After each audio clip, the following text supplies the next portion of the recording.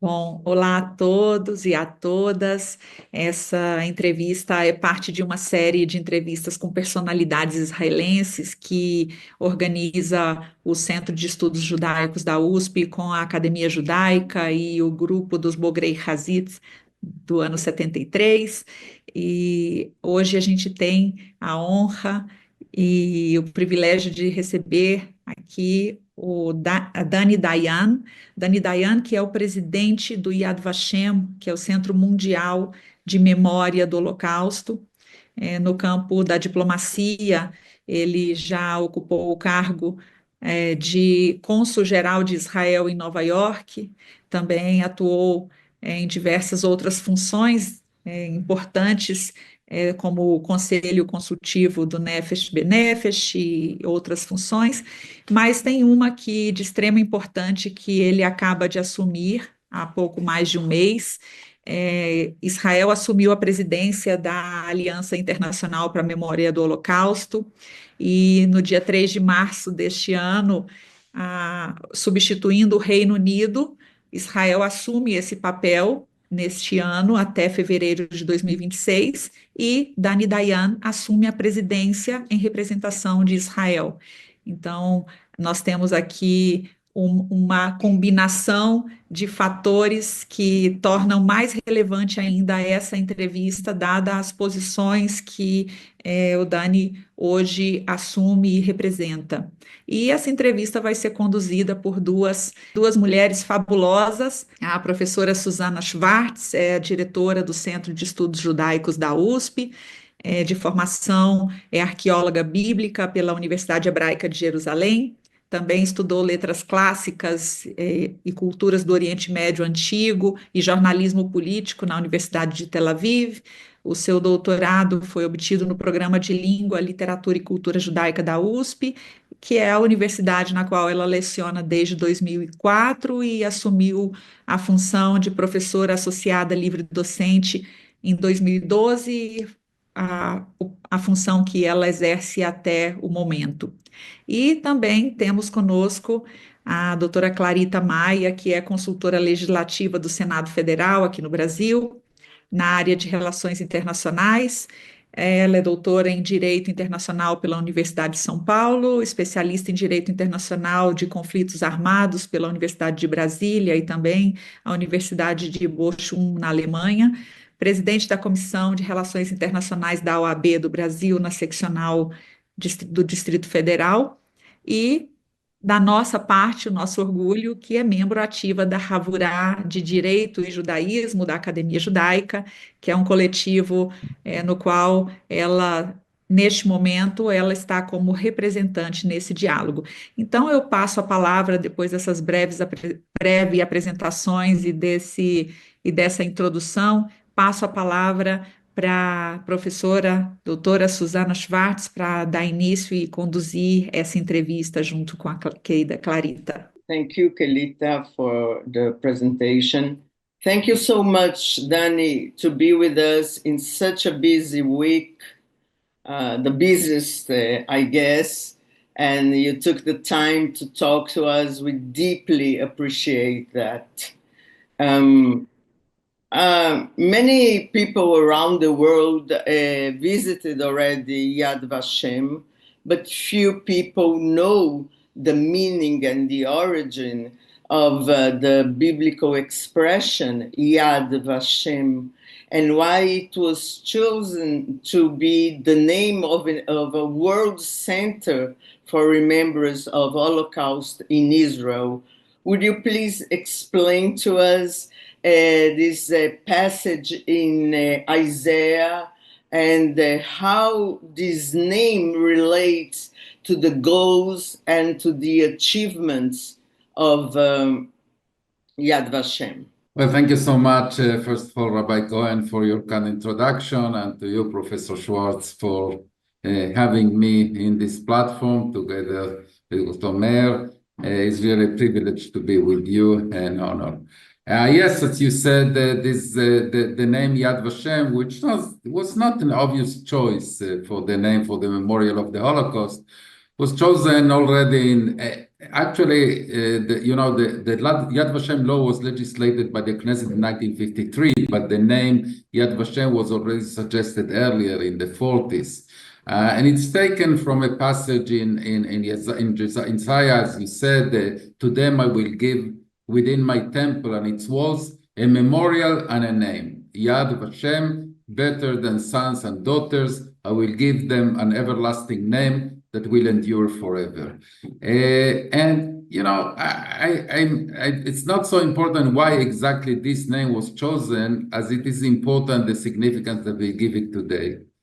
And I want to concentrate in the second word, in the word Shem, in the word name. I think that one of the first things that the Nazi tried to do with the Jews was to deprive them from their name, to convert them into a number tattooed in their arms, and deprive them from their name. And indeed, one of the missions that we have in Yad Vashem is to give back the name, the face, the personality, as much as we can to each one of the 6 million Jews that were murdered in the Shoah. A survivor from the Netherlands, Abel Herzberg, said once that the Holocaust was not the murder of 6 million Jews. Rather, it was 6 million murders in each one of them, one Jew, man or woman, was assassinated. And that's the reason that one of the most ambitious and successful projects of Yad Vashem is to collect the names. We have in Yad Vashem a display, the Book of Names, that is a room-large display that has more than 4,800,000 individual names of victims of the Holocaust, and we continue to register and to gather names. Giving back the name to each one of the victims is a way of giving them back their dignity as human beings and as Jews. The word Yad talks to me because it's not a place, it's a memorial. And the aim of Yad Vashem is to be a center for remembering, but a living memory, a memory that is ever changing. We say it's our Jewish custom to say of our dead, may the memory be a blessing. In the case of the Holocaust, we say may the memory be a blessing and also a warning. But how can we reconcile these two things? A blessing and a warning. What is the didactics of a Yad Vashem to foster the memory that is not static, it's not in the past? I think that Holocaust remembrance today should be based on 4 pillars. And I would like to enumerate them briefly. The first one is almost obvious, mourning. It's clear that when we talk about 6 million Jews murdered, we mourn them, we are sad. But to be sad is not a strategy. It's not a way, as you said, to learn lessons and to implement them. So I think that the second pillar of Holocaust remembrance now should be to know. I think that we have not just a right, we have an obligation to know everything that happened during those dark times. For 3 reasons: for the future, for the present, and no less than that for the past. And probably that combination is what you refer in your question. For the future, because we have is a warning. We are in what we call the crossroads of generations. Unfortunately, in a few years, I hope many years, but we are realistic, we will live in a world without witnesses of the Shoah, without survivors. When that happens, that will be, I'm afraid, the happy hour of the nihilists, the distortionists. So we have to know everything that happened with authority, with authenticity in order to confront them. it's important for the present. We see rampant anti-Semitism all over the world, almost all over the world, and I think it's a red light to leaders and to educators and to law enforcement. But I think we have that obligation, and here I come for the blessing that also for the past. You know, since I became chairman of Yad Vashem, I think constantly I started thinking about a 12-year-old Jewish girl, bat mitzvah age. Sometimes I think of her in the shooting pits in Babi Yar, sometimes in the gas chambers in Auschwitz, or in that synagogue in Białystok, in which the entire congregation was taken in and set afire. And I think, what did that Jewish girl, very young Jewish girl, think in her last moments when she understood, she grasped what is going to happen to her? And obviously we will never know because she perished. But I believe that she thought, I hope that someone learns is interested enough to know who I was. What was my name, my face, my hobbies. And I thought I'm imagining that, but then I came across a diary of Miriam Chashavetsky from Radomsk, a 17-year-old Jewish girl. And she writes something amazing. She writes in one of the entries, the last entries in her diary, she writes, I hope that someone finds this diary to know who I was, even, listen to this, even if it's a Nazi soldier. But someone in the world know who I was. Thank God we found that diary, and we published in many languages and printed in thousands and tens of thousands of volumes. But it's a debt that we have to them. The third pillar, in my view, is to empathize with the victims. In order to, and you know, in Pesach we say, in every generation, a Jew has to see himself as he himself or herself were liberated from Egypt. I think that now we also have to see ourselves as if we were liberated from Auschwitz. And the fourth, and probably the most important, is to learn lessons.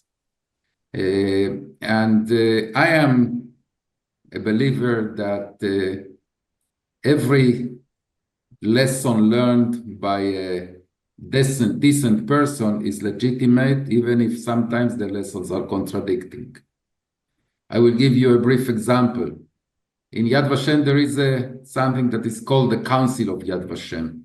Its current chairman is Rabbi Israel Meir Lau, the former chief rabbi of Israel, a survivor from Buchenwald. His lesson from the Shoah is to dedicate his life to God. But his predecessor, Yosef Tomi Lapid, a former Minister of Justice, a survivor from the Budapest ghetto, learned from the Shoah that God doesn't exist. We are not a tribunal. We don't judge between them. Both are legitimate lessons from the Shoah, and we have to live with those contradictions. Tomi Lapid was my teacher in journalism at the University of Tel Aviv. And also the father of former Prime Minister Yair Lapid, of course. Yeah, different. So I read a few days before Yom HaShoah and the Gvura in Israel, that the education, I read in Haaretz, the education ministry and Yad Vashem are launching a new curriculum to teach the Shoah in schools, starting in kindergarten. This program will be centered on the Jewish Zionist legacy on one hand, and on the human universal legacy on the other hand. I have two questions. Doesn't the Jewish Zionist aspect that somehow builds Israel's legitimacy on the Shoah and presents Israel somehow as a reparation prize for Jewish refugees around the world fuels the anti-Jewish arguments on an elite, European, white, blah, blah, colonialism, blah, blah. The second is no doubt to include other people's suffering is definitely a key to foster empathy, as you said, the core of conscience. But on the other side, the fact that so few rose to save and rescue the Jews, and that the Jews were so lonely and helpless in the world, doesn't this undermine children's innocent belief in humanity?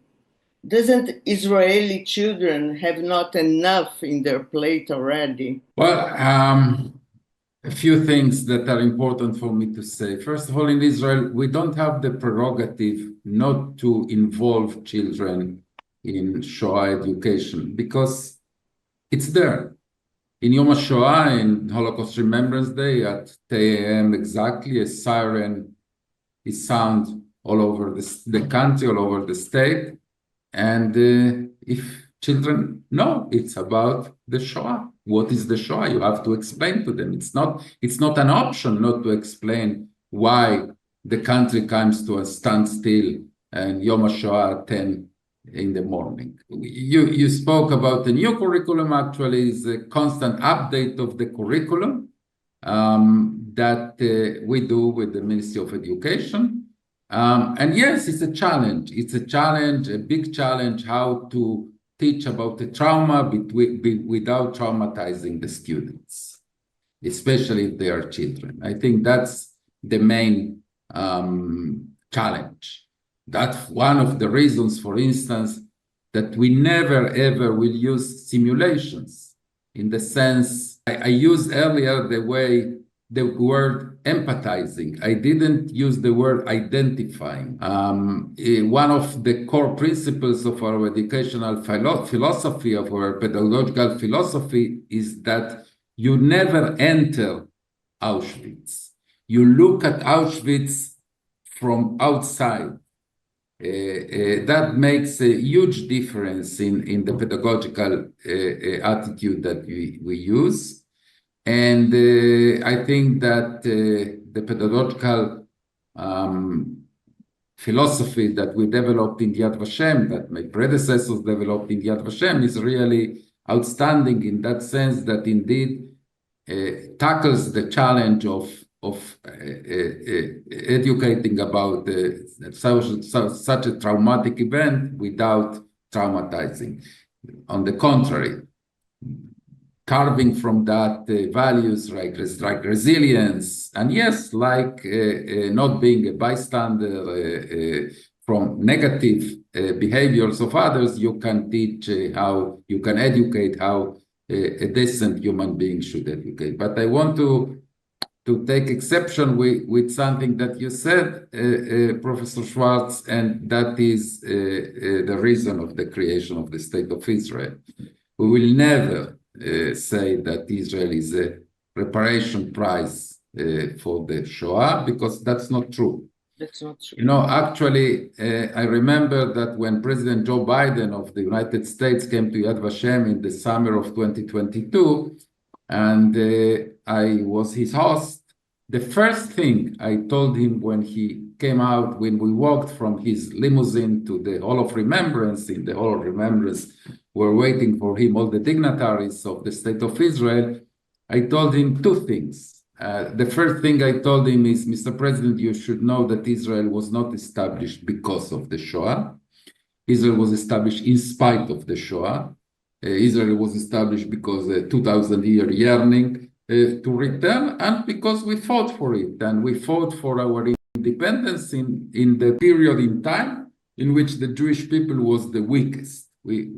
A third of our people has just been annihilated. So under no circumstances we will say that Israel is a consolation prize for the Shoah. On the contrary.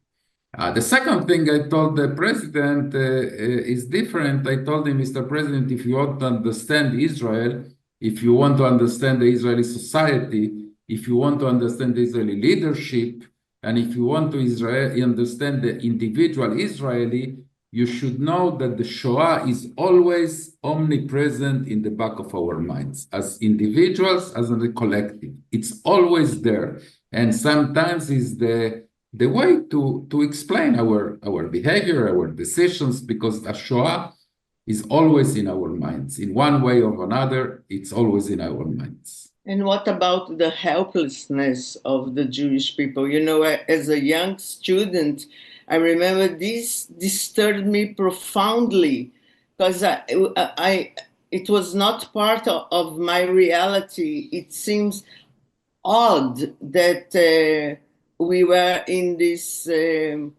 situation, in this isolation. We are sort of living a little bit of this again. That's the reason, Professor Chwarts, that I reject completely, and I do it publicly almost every week. I have to do that. I reject completely the comparison between the Shoah and October 7th.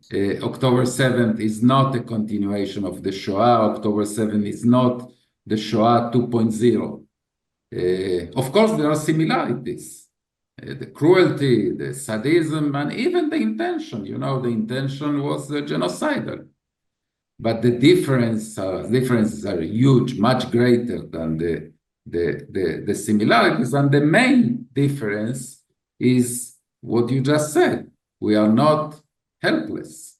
In the Shoah, in Second World War, the maximum world Jewry could do is to beg President Roosevelt, Prime Minister Churchill to bomb the railways conducting to Auschwitz, and they didn't. Now, yes, we did it. We failed on October 7th, but after October 7th came October 8th, and we do what we consider necessary.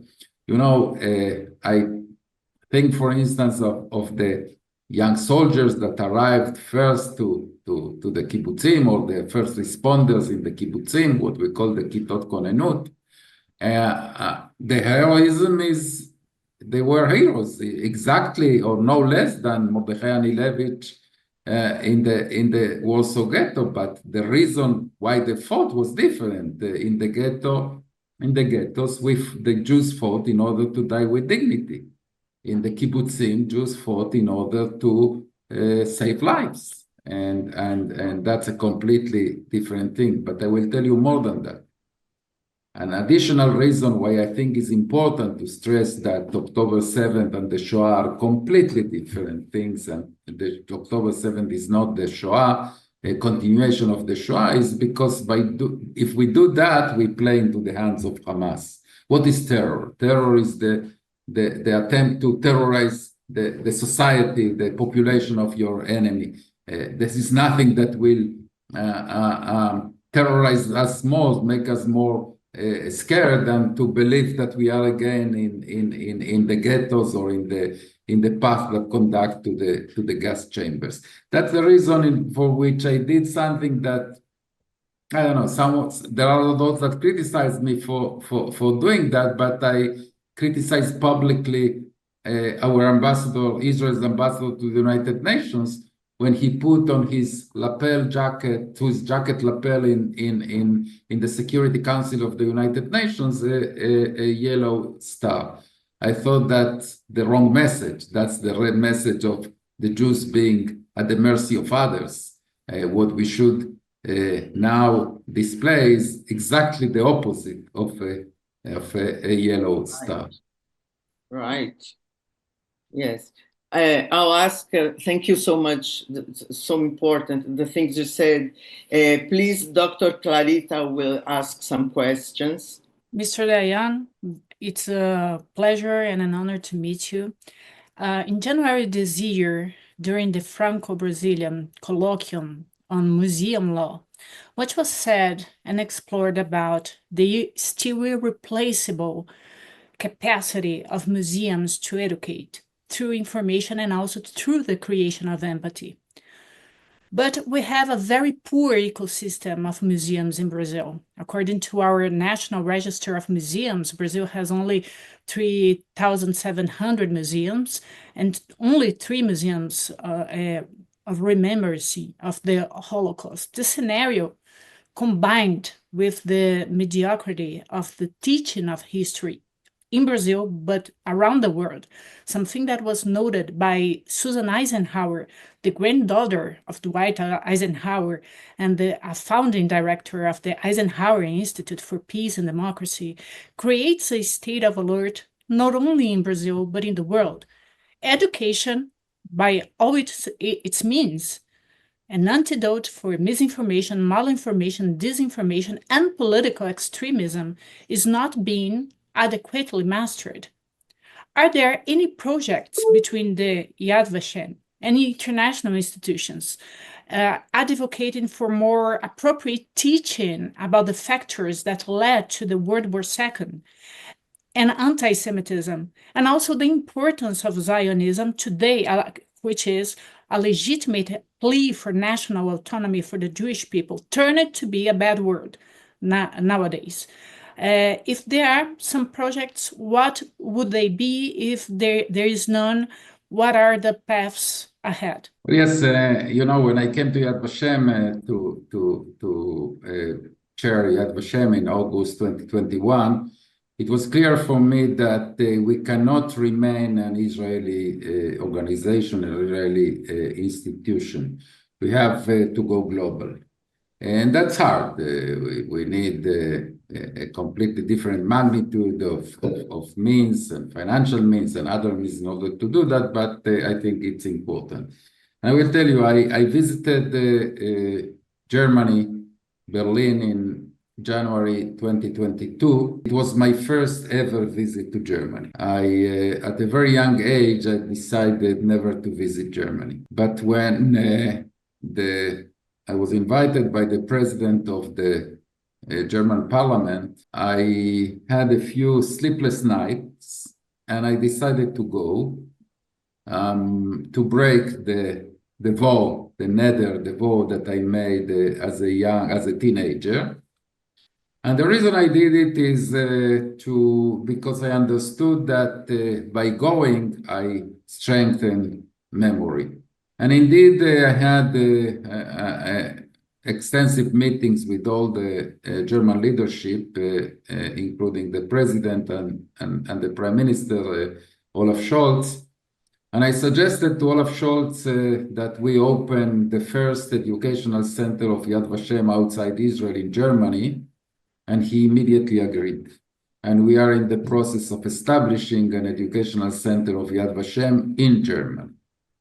Now, it is clear that an educational center of Yad Vashem in the land of the perpetrators will be completely different from establishing Yad Vashem in the land of the victims, and we will have to adapt that. And there is another challenge. We are talking now in Europe and in other parts of the world.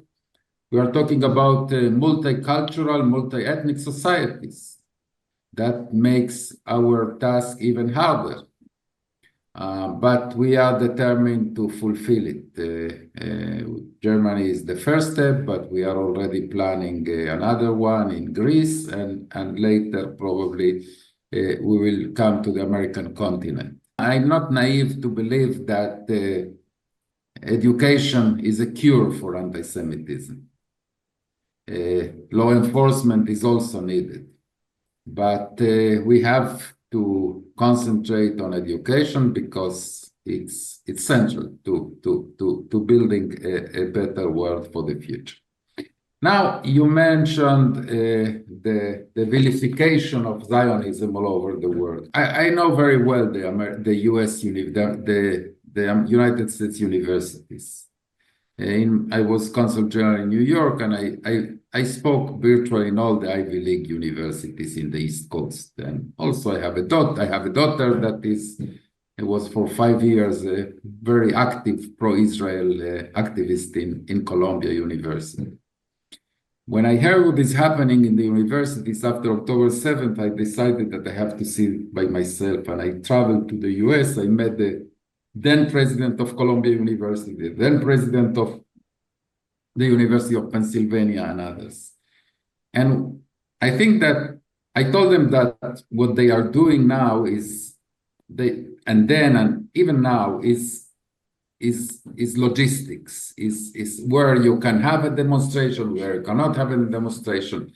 But I think that the problem that the academia is facing these days in the Western world is that they don't take a moral standing, moral leadership on the issues that you mentioned.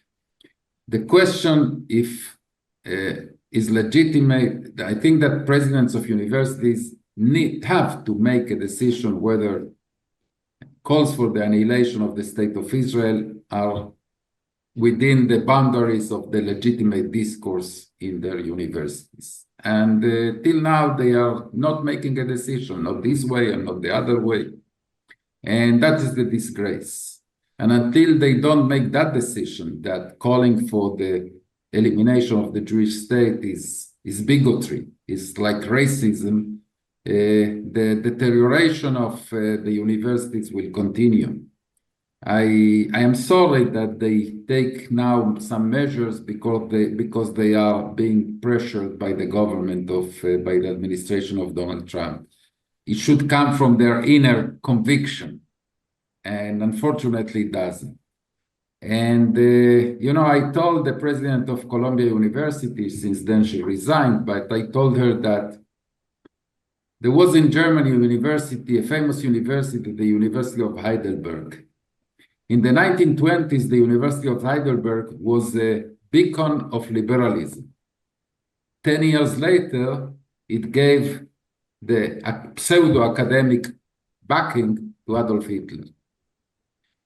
And it will remember forever as the university that gave the pseudo-scientific backing to Adolf Hitler. I told the president of Columbia, the Jews this time will not pay the price. We have today a state, we have today a completely different situation. The question that you should consider is how the Columbia University will be remembered. I am not sure how it will be remembered 50 years from now. It is very interesting because in October was that year when the attacks happened. I was in Georgetown in a leadership program. And in the campus, where I saw war chants, I didn't see students advocating for peace talks, for dialogue. Very much the contrary. Georgetown is very well known as the cradle of the diplomats in the USA. So it was for me a great red flag. And I didn't see actually any movement from the part of Georgetown in the sense of getting all the students in a table to converge, to talk and to have more moderate deliberations. It was something very frightening for me.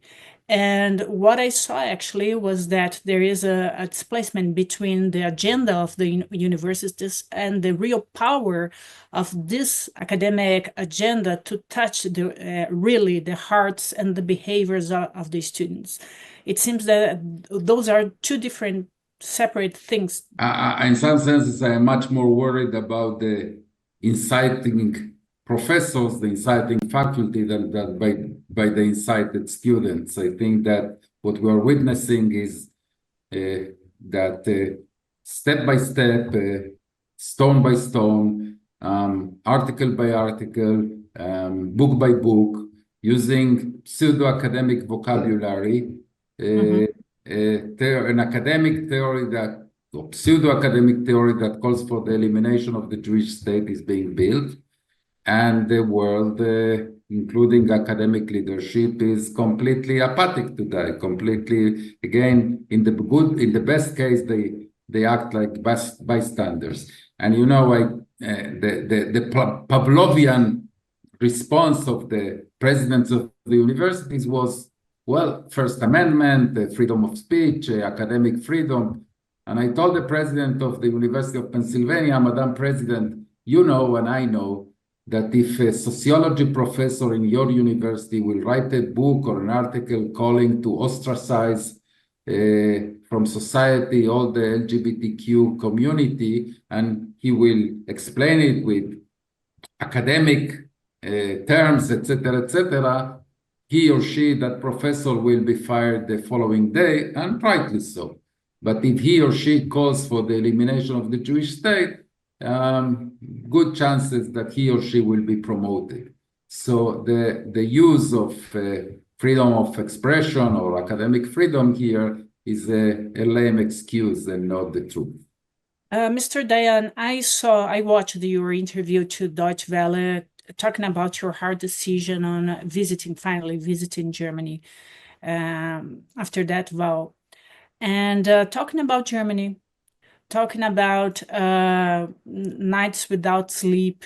At the end of the Angela Merkel term, she had her cabinet read Christopher Clark's famous book, Sleepwalkers. The motto of the book was that the First World War could be avoided if the leaders talked more clearly and transparently to each other. But more than that, the reasons that led to the First World War were the growth, basically the growth of sectarian passions. Those sectarian passions were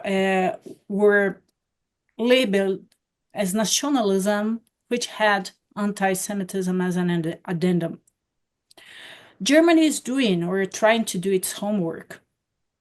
Well, let us see, in combating anti-Semitism. You talked about Greece and also the country that I don't remember. Which are the European countries that are seriously engaged in combating anti-Semitism? Are those that adopted IRA or not? Is IRA a useful tool in combating anti-Semitism and the educational part and law enforcement part? What is your experience on that? Well, it's, of course, the adoption of the IRA definition of anti-Semitism is important because you need it, in order to combat something, you have to define it, and I'm positive that the IRA definition is the most accurate, the most right, the most true definition of anti-Semitism. But, you mentioned Germany. I want to tell you about Germany that, yes, you are completely right that the leadership of Germany learned its lesson.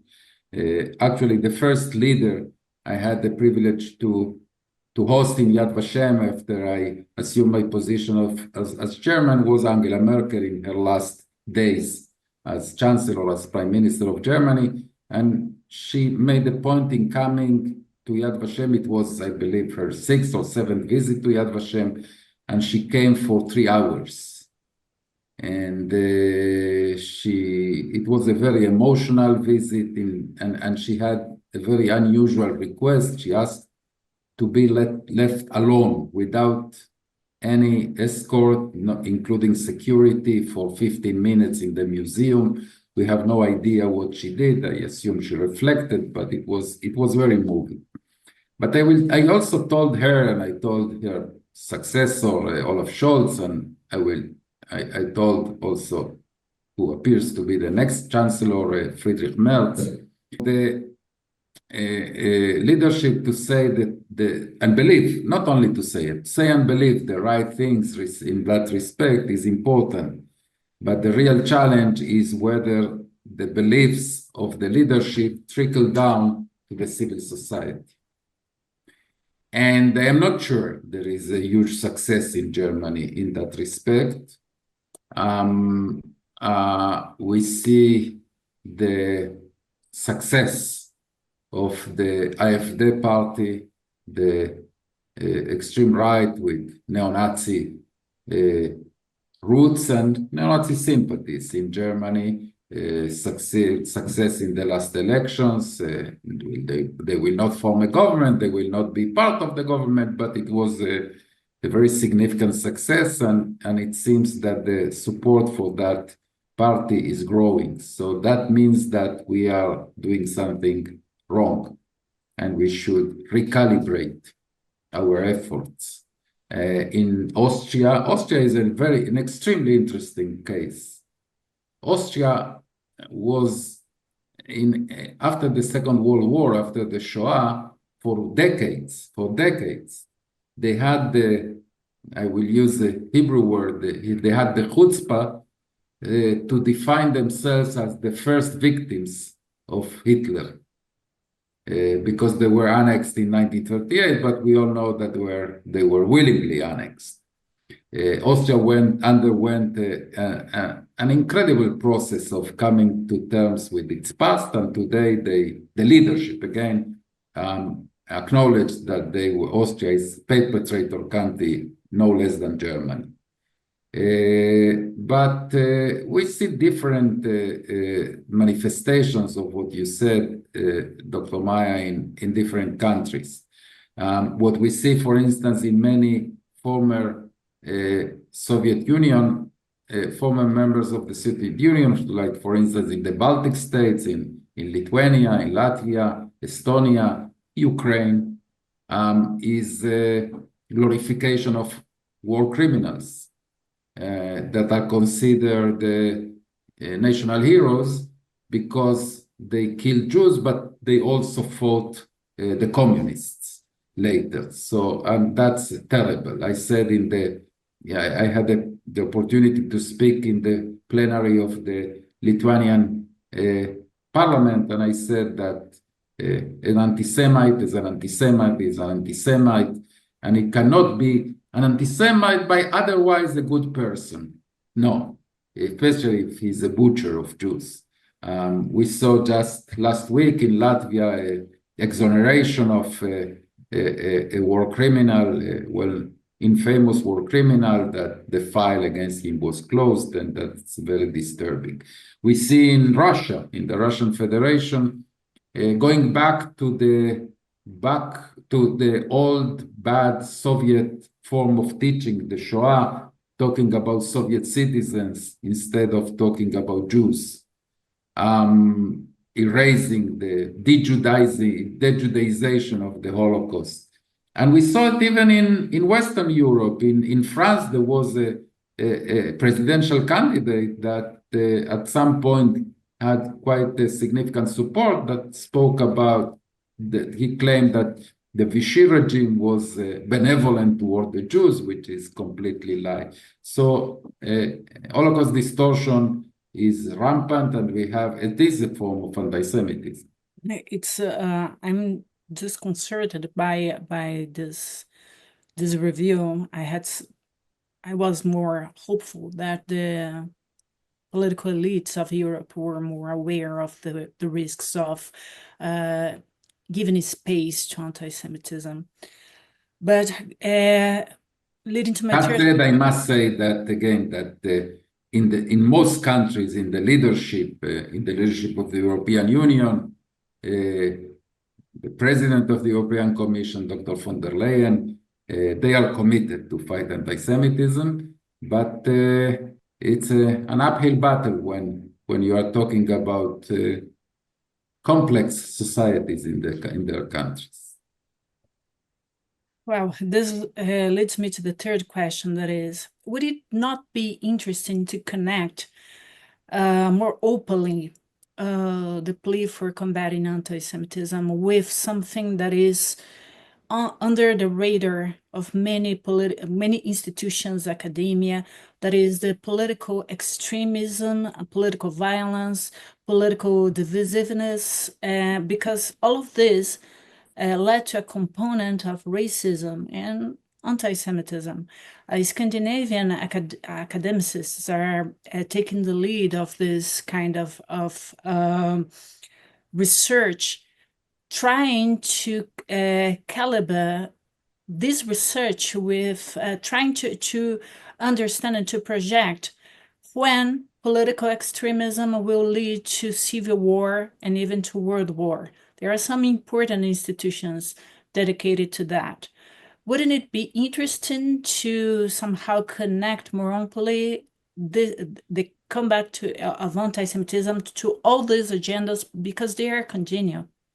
I agree completely, and I will tell you more than that. In Yad Vashem are very explicit in condemning every form of extremism. But I will tell you something. I know it's pessimistic, but you know, I am almost 70 years old.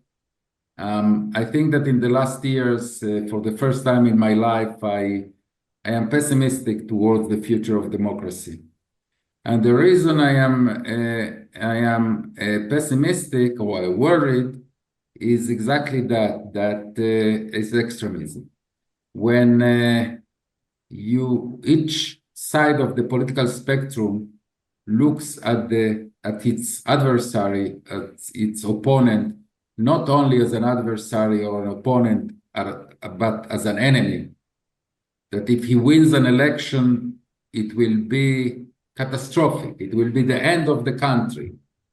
And we see that in many countries.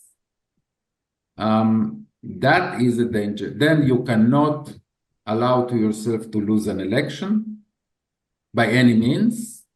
And that is a grave danger to democracy. So, I sometimes think that the Western world, at least the Western world, had a very good 70 years from 1950 to 2020. There was a period of relative peace, prosperity, democracy, freedom. I don't know if the next 70 years will be the same, and that the reason is extremism. The reason for my being worried of that is extremism. So yes, I think we have to educate and to combine that. What is the role of Yad Vashem in that? That is a different question because, my predecessors made a decision that I completely agree with, that Yad Vashem is an institution that 6 million Jews that were murdered in the Shoah deserve an institution that is exclusively dedicated to them. And that's the reason we are very careful to deal with other things. For instance, we taught the Rwandan government how to commemorate the Tutsi genocide in Rwanda. They came to Yad Vashem and they learned how to do that. But we don't have in Yad Vashem an exhibition about the genocide of the Tutsi in Rwanda. That's sometimes that is misunderstood. People think that we are not sensitive enough. We are very sensitive to other genocides, but we believe that there should be one institution that is dedicated to the 6 million Jews that were murdered. And in general, we are the institution of the victims. If you come to Yad Vashem Museum, for instance, we will see very little about the perpetrators. We concentrate on the victims. But you are right, extremism poses a great danger to many societies all over the world, in many, many countries, and that's a worrying development. And I don't know if anti-Semitism is a result of extremism, is a result of anti-Semitism, but it doesn't matter. I agree that the fight is the same fight. First of all, I would thank Mr. Dayan for your time and your generosity in giving us such important interview, and for your generosity also. Thank you so much. I just wanted to end everything. Clarita already thanked you, so I won't repeat. But you said, you threw words, very important words: victim, perpetrator, bystander. Professor Yehuda Bauer, one of the foremost professors of Holocaust studies at the Hebrew University, set 3 commandments regarding the Shoah. You shall not be a victim. You shall not be a perpetrator. You shall not be a bystander. Dani, can we fulfill this promise? We have no other choice but to do that. We have no other choice but to do that as Jews, as human beings. Again, the Shoah is a Jewish event, a human event. Probably in that order should be said. But of course, it's not as so aptly as Yehuda Bauer said it. We think we have no choice than to do that. And I also probably will add to that quote of Elie Wiesel, the survivor, the Nobel Prize winner, that he said that the opposite of love is not hate, is indifference. And we should not be indifferent to to bigotry, to racism, to anti-Semitism, to xenophobia, to extremism. We should be determined. Yuda Bauer also said, he passed away less than a year ago at the age of 99. Probably he was the most eminent Holocaust scholar in the world. He headed our research institute in Yad Vashem. He said also, I struggle, therefore I exist. And we should choose the right struggles in order to exist as decent human beings. Well, Thank you so much. Thank you. Thank So you. Rabba, and I hope that next time we will meet in person in São Paulo. yes. In Jerusalem. Or in Jerusalem, of course. Thank you. We would like Bye. also to Shalom. thank all the people who participate in making this important interview happen. The technicians, translators, the team of the Center of Jewish Studies at USP, also our team of Jewish Academy with the Havurah of Law and Judaism, and the Bogrei Chazit.